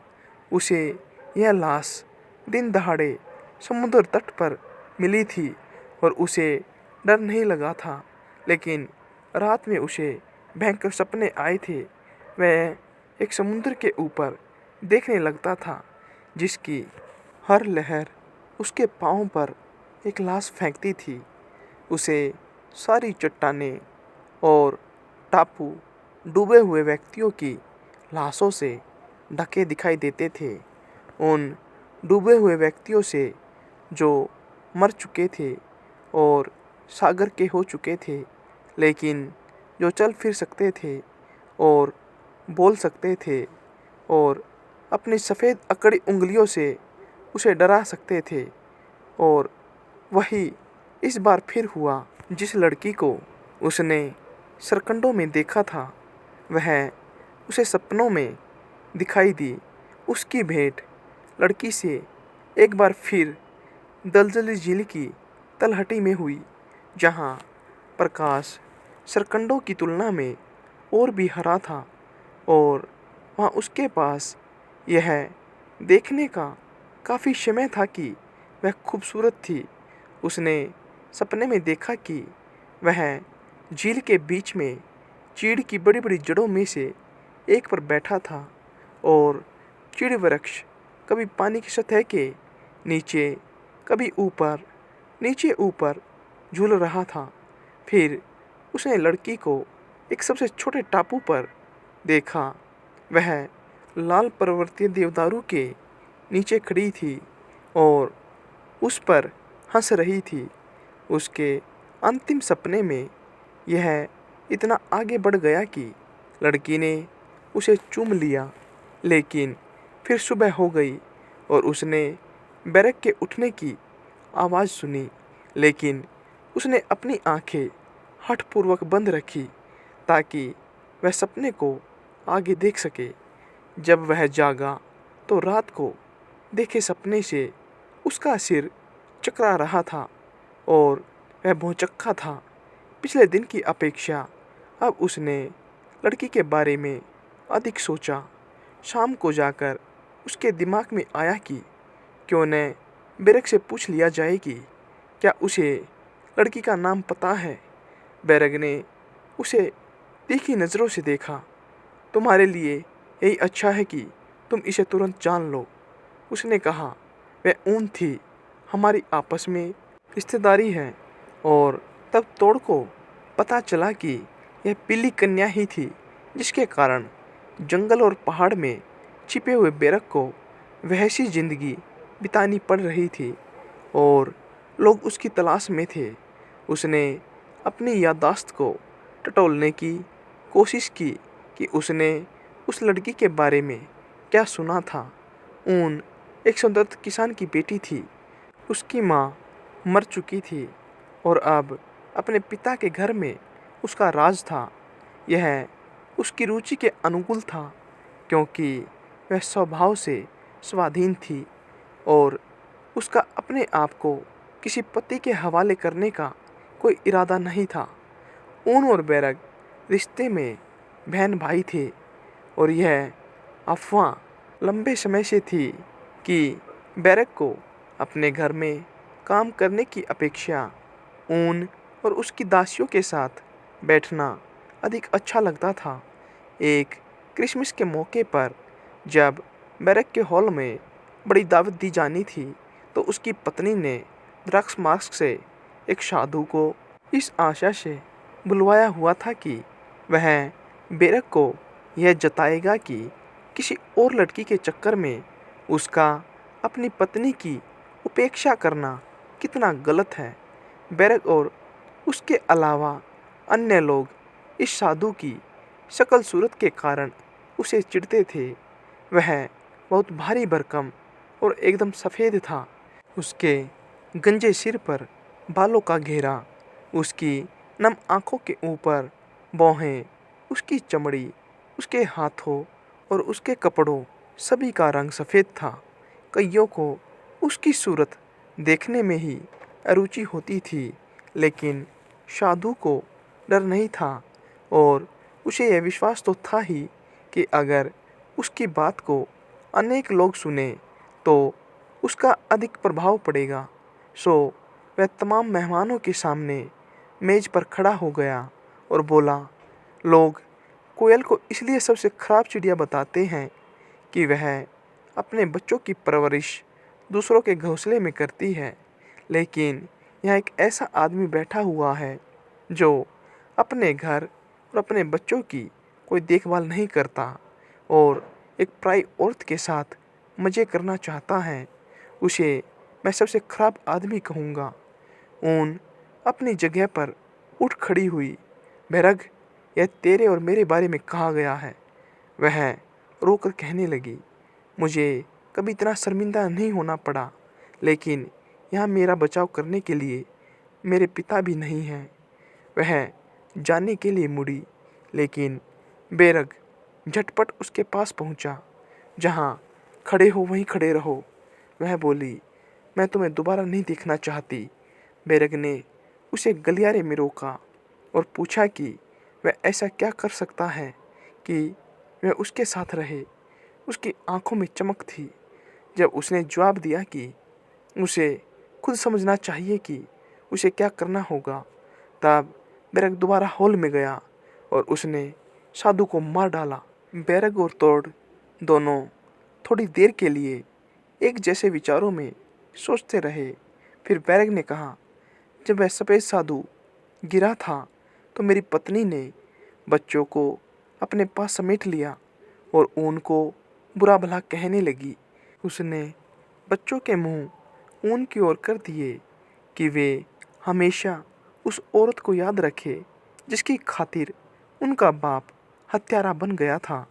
लेकिन ऊन वहाँ इतनी शांत और इतनी खूबसूरत बनी खड़ी रही कि उसे देखने वाले कांप गए। उसने इस काम के लिए मुझे धन्यवाद कहा और प्रार्थना की कि मैं एकदम जंगलों में भाग जाऊं।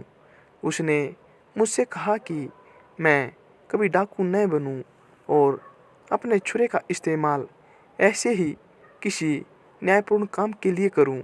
तुम्हारे काम ने उसे नेक बना दिया था, तोड़ ने कहा।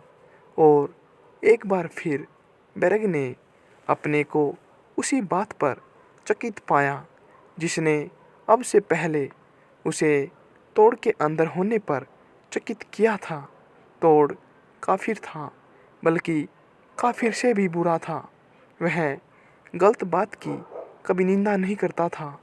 लगता था कि उसमें जिम्मेदारी का कोई भाव था ही नहीं। जो आना था आया। वह परमेश्वर के बारे में, क्राइस्ट के बारे में और संतों के बारे में जानता तो था, लेकिन वह उन्हें बस नाम से जानता था, जैसे कोई अन्य राष्ट्रों के देवताओं के नाम जानता है। सिरेन टापू के प्रेत उसके देवता थे। जादू सीखी उसकी माँ ने उसे मुर्दों की आत्माओं में विश्वास करना सिखाया था। और तभी बेरग ने एक ऐसा काम अपने ऊपर ले लिया जो वैसा ही मूर्खतापूर्ण था जैसे किसी का अपनी ही गर्दन के फंदे के लिए रस्सी बुनना। उसने इस अज्ञानी लड़के की आंखें परमात्मा की शक्ति के प्रति खोल दी। उस परमात्मा के प्रति जो समस्त न्याय का स्वामी था, गलती का बदला लेने वाला ऐसा परमेश्वर था जो पापियों को नरक की अनंत पीड़ा के हवाले कर देता है।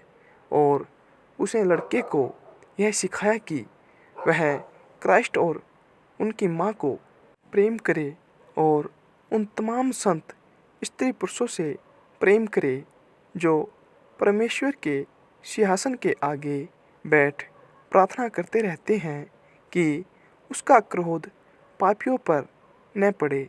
उसने लड़के को वह सब सिखाया जो मानव जाति ने परमेश्वर के क्रोध को कम करने के लिए सीखा है।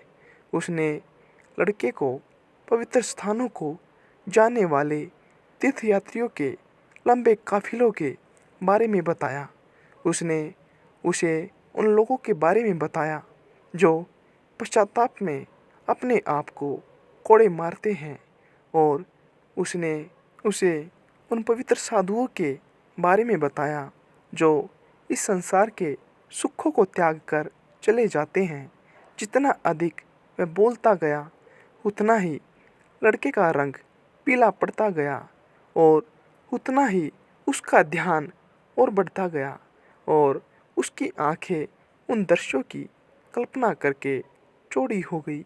बेरग ने अपनी बात समाप्त कर दी होती, लेकिन उसके अपने विचारों की बाढ़ उसे बहा ले गई। रात उन पर उतर आई। यह वही काली जंगली रात थी जहाँ उल्लू की चीख सन्नाटे में प्रेत सी पतली और महीन गूंजती है। परमेश्वर उनके इतने निकट आ गया कि उसके सिंहासन की चमक ने सितारों को फीका कर दिया और प्रतिशोध के फरिश्ते पहाड़ की ऊंचाइयों पर उतर आए और उनके नीचे रसातल की लो फड़फड़ाकर पृथ्वी के भारी वक्र पर आ गई। और उन्होंने पूरी ललक से पाप और दुख के नीचे दबी पीसी एक नस्ल के इस अंतिम क्षणस्थल को अपनी चपेट में ले लिया। पतझड़ आया और उसके साथ ही आया तूफान। तोड़ अकेला फंदों और जालों को देखने के लिए बाहर जंगल में निकला और बेरग उसके कपड़ों को दुरुस्त करने के लिए घर में ही बना रहा। लड़का जिस रास्ते पर चला वह उसे जंगल की एक ऐसी ऊंचाई पर ले गया जिसके सहारे सहारे गिरती हुई पत्तियां हवा के झोंकों में घेरा बनाकर नाचती थी। बार बार उसे ऐसा लगा कि कोई उसके पीछे आ रहा है। वह कई बार मुड़ा और यह देखकर फिर आगे बढ़ लिया कि ये तो केवल हवा और पत्तियां थी। उसने सरसराहट पैदा करते घेरों को अपना गुस्सा दिखाकर धमकाया और आगे बढ़ता रहा, लेकिन उसने अपनी कल्पनाओं की आवाज़ों को खामोश नहीं किया था। पहले तो उसे प्रिय शिशुओं के नाचते हुए नन्हे पाँवों की आवाज़ सुनाई दी। फिर उसे अपने पीछे आते एक बड़े से सांप की फुफकार सुनाई देने लगी।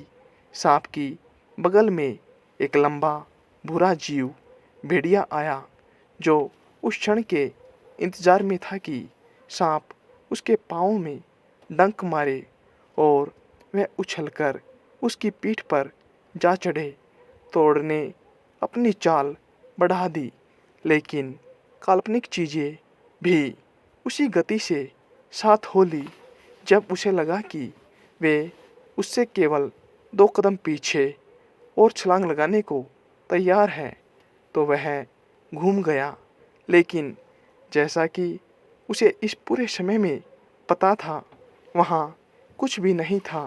वह एक पत्थर पर बैठकर सुस्ताने लगा। सूखी पत्तियाँ उसके पैरों पर किड़ा कर रही थी। जंगल के तमाम पेड़ों की पत्तियाँ वहाँ थी।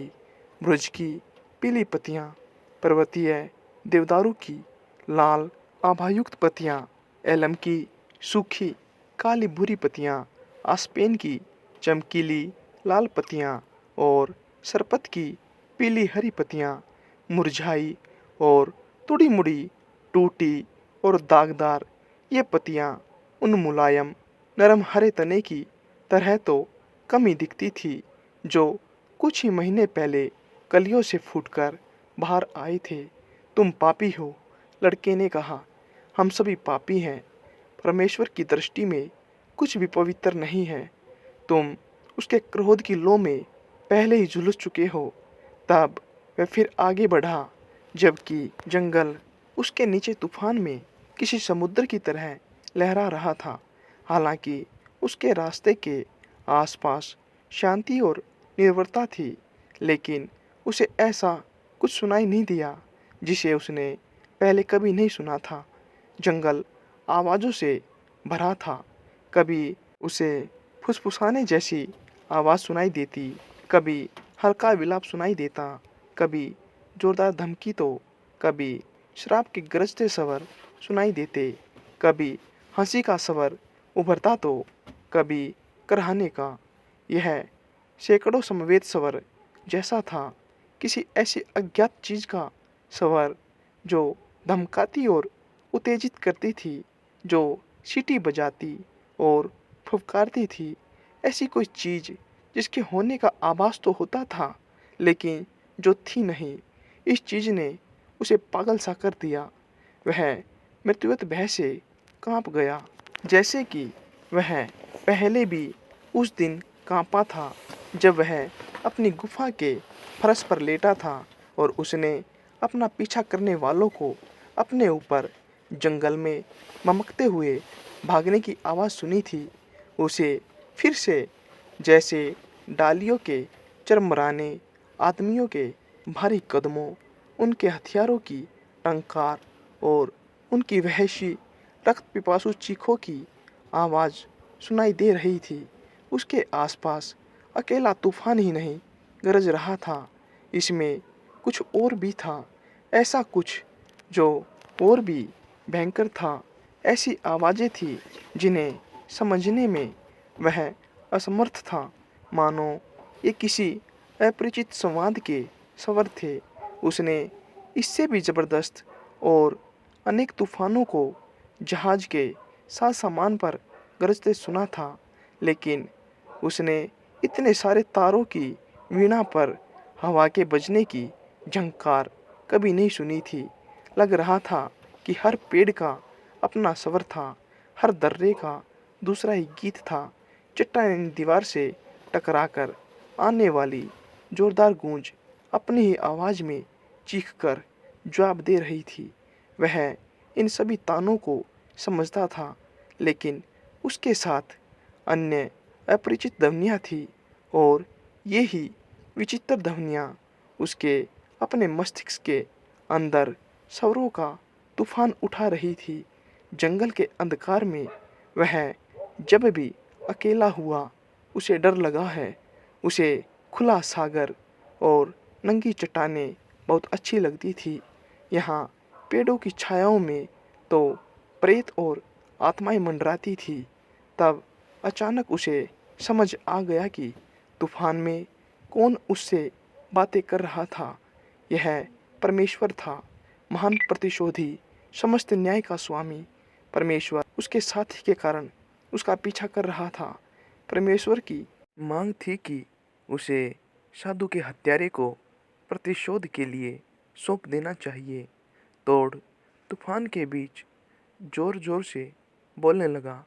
उसने परमेश्वर को बताया कि वह क्या करना चाहता था, लेकिन कर नहीं पा रहा था।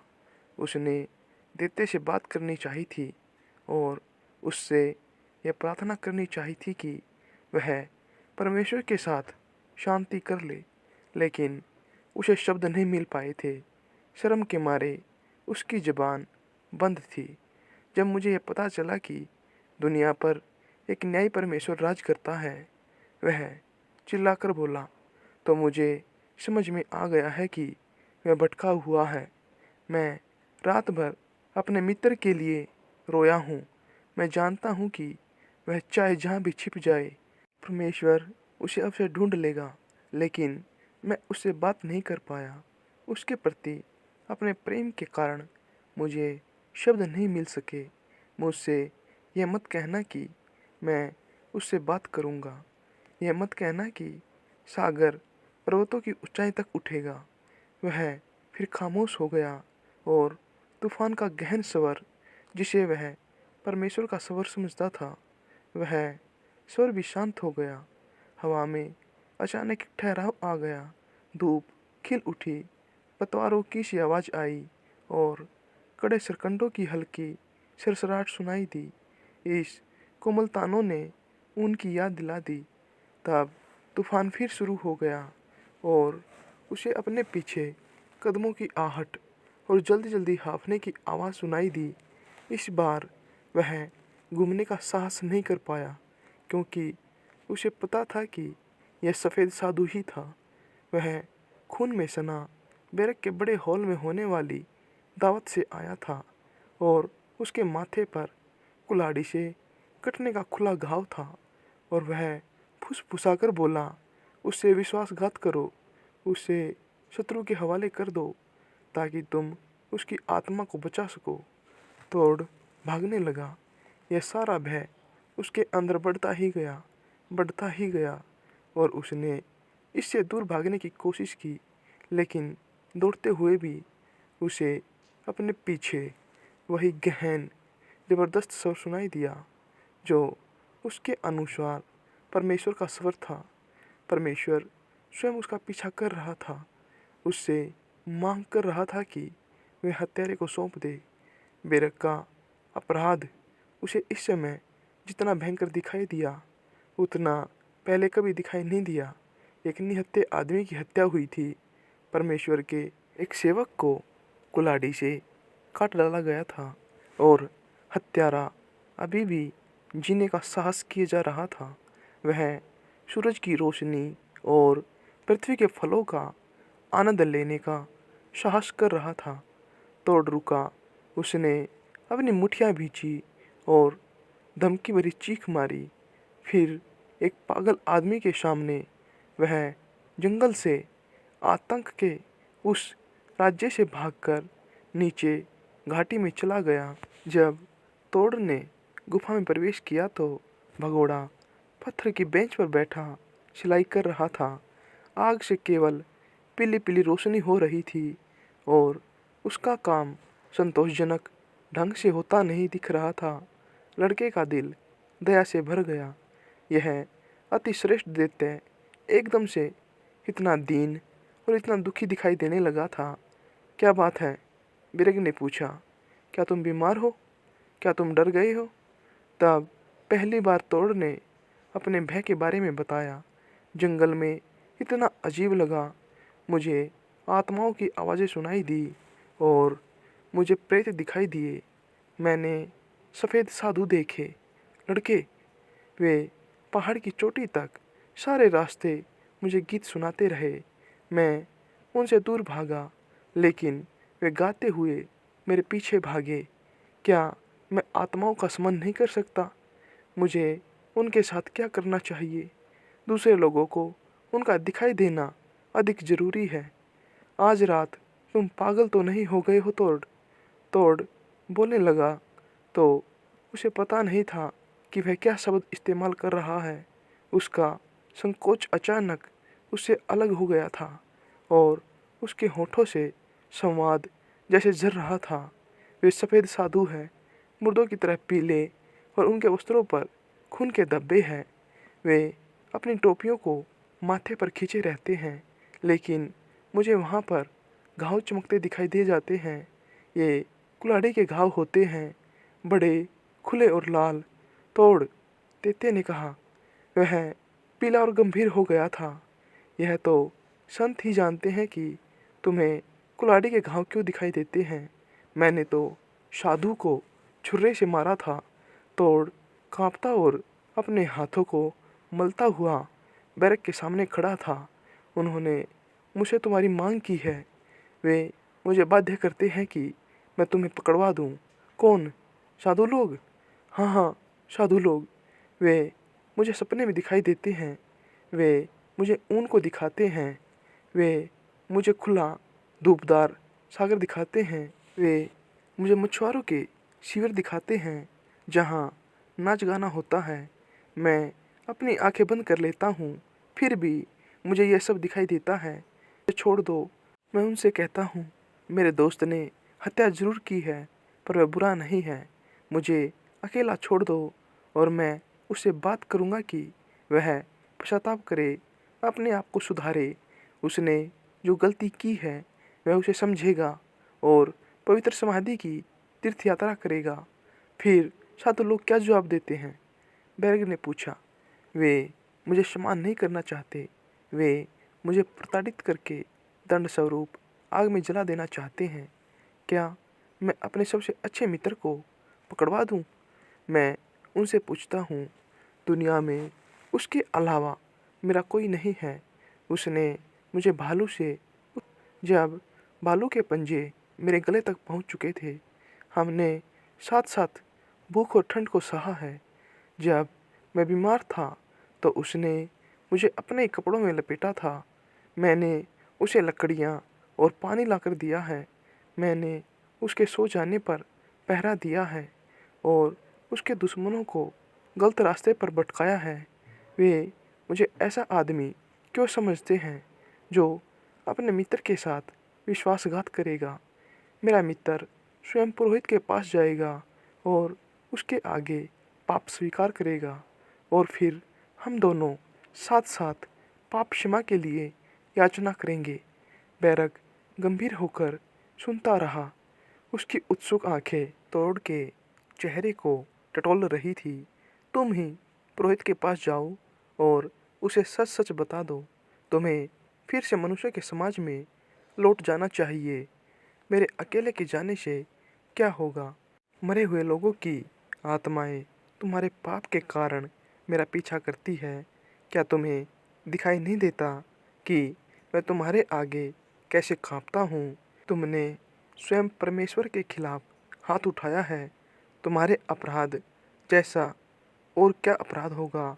तुमने मुझे न्यायी परमेश्वर के बारे में क्यों बताया? तुम खुद ही तो मुझे बाध्य करते हो कि मैं तुम्हारे साथ विश्वासघात करूं। मुझसे यह पाप मत करवाओ। पुरोहित के पास तुम स्वयं जाओ। वह बैरक के सामने घुटनों के बल बैठ गया। हत्यारे ने उसके सिर पर हाथ रखा और उसकी ओर देखा। उसने अपने पाप का आकलन अपने साथी के भय से किया और बढ़ता बढ़ता बहुत बड़ा हो गया। उसने अपने आप को उस परम इच्छा के साथ टकराव की स्थिति में देखा जो दुनिया पर राज करती है। पश्चाताप उसके दिल में घर कर गया। लानत है मुझ पर कि मैंने वह सब किया।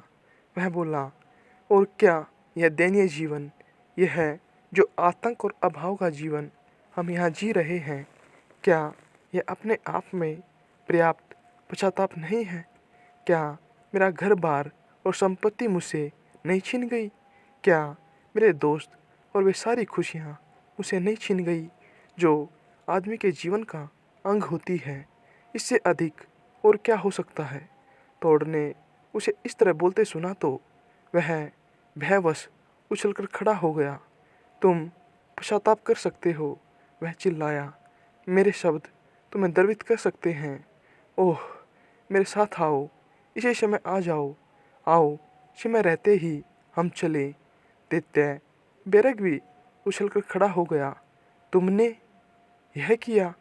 हाँ हाँ हाँ हाँ, मैंने तुम्हारे साथ विश्वासघात कर दिया है, लेकिन जल्दी से आओ, अब आओ भी, क्योंकि अब तुम पश्चाताप कर सकते हो। हमें बच निकलना चाहिए। हम बच निकलेंगे। हत्यारा फर्श पर झुका, जहाँ उसके पाँव पर उसके पुरखों का फरसा पड़ा था। चोर की औलाद, उसने फुफकारते हुए कहा।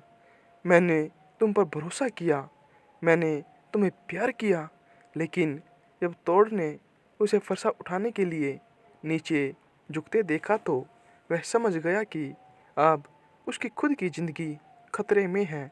उसने अपने कमरबंद से अपनी कुल्हाड़ी निकाल ली और इससे पहले कि बैरक उठ पाता, उसने उसके सिर पर वार कर दिया। दैत्य सिर के बल फर्श पर गिर पड़ा और खून निकलकर पूरी गुफा में फैल गया। उसकी उलझी जटाओं के बीच तोड़ को कुल्हाड़ी का बड़ा खुला और लाल घाव दिखाई दिया। तभी किसान गुफा में घुस पड़े। उन्होंने उसके इस काम की प्रशंसा की और उससे कहा कि उसे पूरी क्षमा मिलेगी। तोड़ ने अपने हाथों को देखा, मानो उसे वहाँ वे बेड़ियाँ दिखाई दे रही थी जिन्होंने उसे उस आदमी को मारने के लिए उकसाया था जिसे वह प्यार करता था। पौराणिक फेनरिश भेड़िए की जंजीरों की तरह वे भी रिक्त हवा से बुनी हुई थी। वे सरकंडों के बीच के हरे प्रकाश से बुनी गई थी, जंगलों में छायाओं की आँख में चौनी से बुनी गई थी, तूफान के गीत से बुनी हुई थी, पतियों की सरसराहट से बुनी गई थी और बुनी थी सपनों के जादुई दर्शन से। और उसने जोर से कहा, परमेश्वर महान है। वह मुर्दा शरीर के पास दीनतापूर्वक झुककर बैठ गया और रो रो कर मृतक से याचना करने लगा कि वह जाग जाए। गांव वालों ने संतप्त किसान की लाश को उसके घर पहुंचाने के लिए अपने भालों से पालकी तैयार की।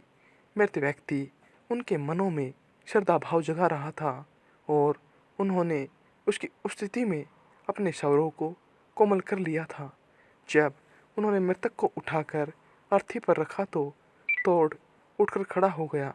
उसने बालों को झटककर आंखों से हटाया और कांपती आवाज में कहा, जिस ऊन के लिए दैत्य बेरग हत्यारा बना था, उससे कहना कि मछुआरे तोड़ ने, जिसका बाप टूटे जहाज़ों को लूटता है और जिसकी माँ डायन है, उससे कहना कि तोड़ ने बेरग को इसलिए मार डाला क्योंकि बेरग ने ही उसे यह शिक्षा दी थी कि न्याय दुनिया का आधार तत्व है।